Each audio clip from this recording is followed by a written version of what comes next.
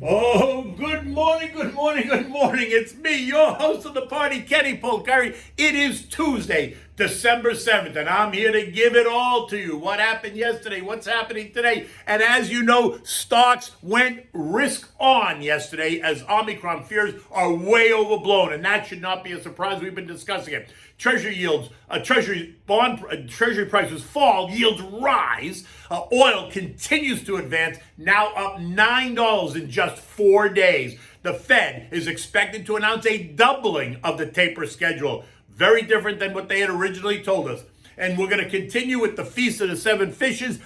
Recipe number 5, Mussels Posillipo, but we'll get to that at the end. So maybe you can get up this morning and say, yes, Virginia, there is a Santa Claus. At least there was yesterday and again this morning as stocks around the world shoot higher. Stocks jumped as the Omicron variant appears to be less than what the talking heads has told us it was going to be. The variant is now in more than 40 countries, and as noted yesterday, it is not causing all kinds of hysteria. Hospitals are functioning fine. They are not overrun. Death rates remain in decline. They are not going up as more and more people decide that they're going to get vaxxed and take precautions. The latest data out of the CDC and the World Health Organization is not to panic. Take precautions and be aware of those around you. So it was a risk-off day, though, for biotechs.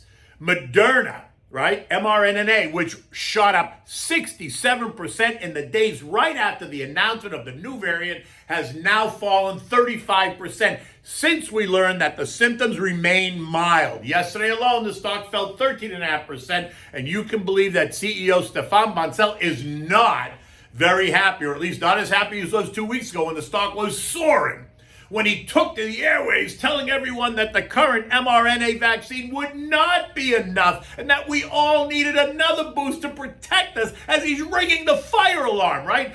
What I'm hearing is the cash register, cha-ching, cha-ching, cha-ching. Listen, Pfizer, Regeneron, etc., all following in the downdraft. The biotech ETF XBI is also unable to recover and is now down 19% over the past 4 weeks and is down 23% year to date. Interestingly, though, GlaxoSmithKline revealed that its COVID-19 antibody treatment is effective across a full combination of mutations of this virus. It rose 1.3% yesterday. It's up another 1% this morning. I'm surprised it's not up much more than that, but let's see how the day goes, because the day is still young. And it was a risk-on day for mostly everything else. The Dow ended up plus 646 points, or 2%. The S&P's gained 54, or 1.2%. The NASDAQ added 140 points, or 0.9%. The Russell added 45 points, or 2%, while the transports gained 340 points, or 2.25%. Not one sector in the red. Home builders, right, taking the lead, up 2%. Retail up 1.8%. Consumer staples up 1.8%. Financials up 1.5%. Energy up 1.5%. Communications up 1.5%. Industrials up 1.7%. Utilities up 1.5%. And tech, the XLK up just under 1%, while disruptive tech, represented by ARKK, was up 1.5%, and the list goes on. Cryptos held in after the beating they took over the weekend, and this morning, Bitcoin's up 2.3% at 51,200. Ethereum's up 1.5% at 4,400. The range of others continue to trade erratically, but if you're in it, you know that. You signed up for it. You understand the volatility. It's not causing you anxiety. Well, maybe it is. 10-year treasuries were in retreat as investors moved money out of the risk-off trade into the risk-on trade.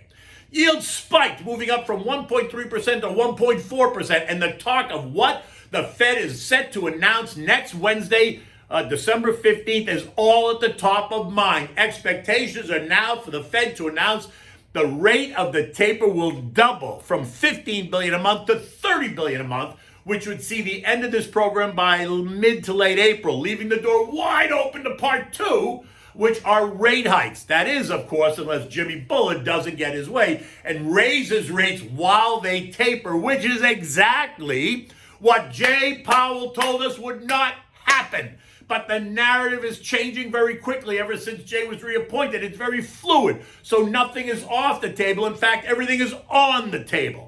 Oil continues this advance, rising 5.3% yesterday alone. It's now up another 3% this morning, trading at $71.64 a barrel. It's up $9 since last week. This after it's becoming clear that the omnivirus will not disrupt the economy, nor will it destroy demand, as so many were ranting about only 2 weeks ago. The global economy is fine and will continue to hum along as long as the central banks can control the narrative. Here's where I think we're going to have the problem, because I don't think they can anymore. I think it's gotten away from them, and they're going to be forced to move faster than what is priced into much of the market, and that's going to be the issue into the new year.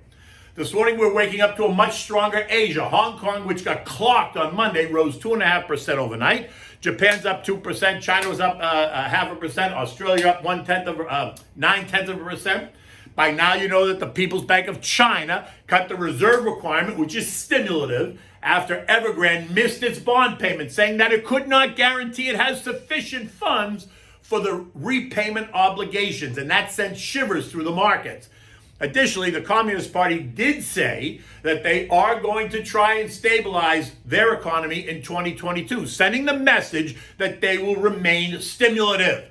November trade data for China has imports above expectations, coming in at plus 31.7%, while exports missed expectations, rising by only 22%.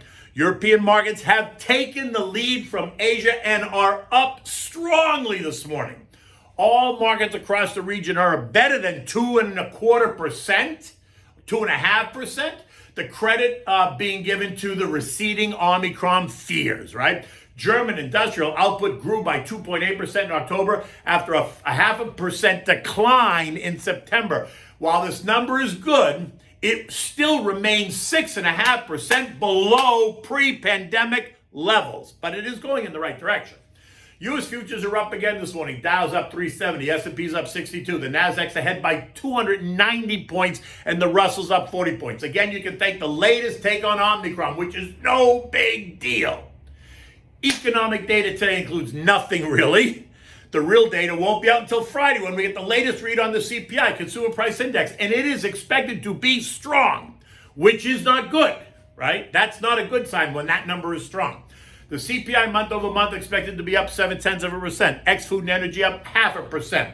CPI year over year up 6.8%. Ex-food and energy up 4.9%. This, along with the latest PPI report on Monday, is going to help to frame the FOMC conversation on the 15th.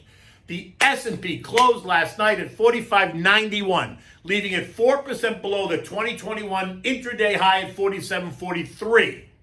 It is now once again up and through the trend line resistance at 45.47, so that now becomes support. Look for resistance at 47.15-ish.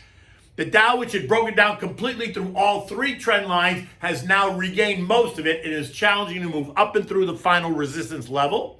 The Nasdaq continues to struggle and will remain the most volatile as we move through the next 6 months and we see what the Fed policy is really going to be. Look, I'm still in the camp that the Fed is driving the conversation and the action, and what we hear from them next Wednesday is going to dictate the next move.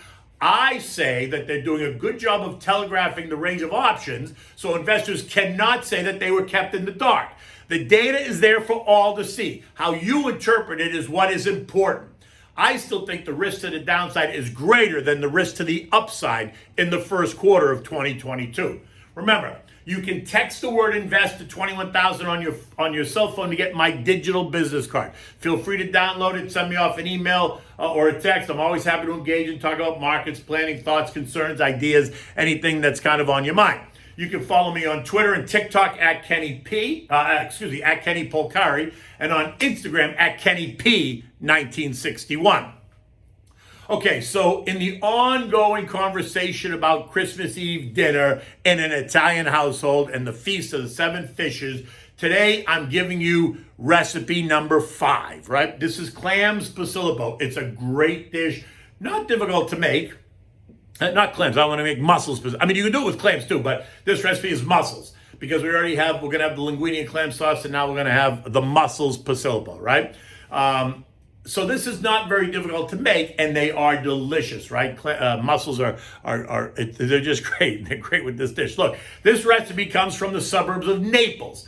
Posillipo is a well-to-do suburb of Naples. It was built during the 19th century by the very affluent. It sits high on the bluff with a view of the famous Bay of Naples. Posillipo is a recipe that you can use for both clams and mussels.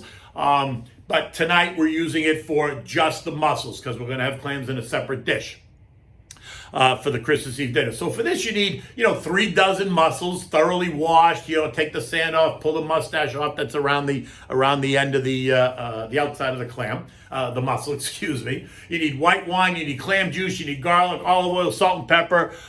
You need 1 28-ounce can of imported Italian plum tomatoes, not the puree, and you need fresh basil. So now in the pot, you're going to heat the olive oil and saute the garlic until it's lightly browned. You know what to do. You don't want to burn it. You just want to saute it.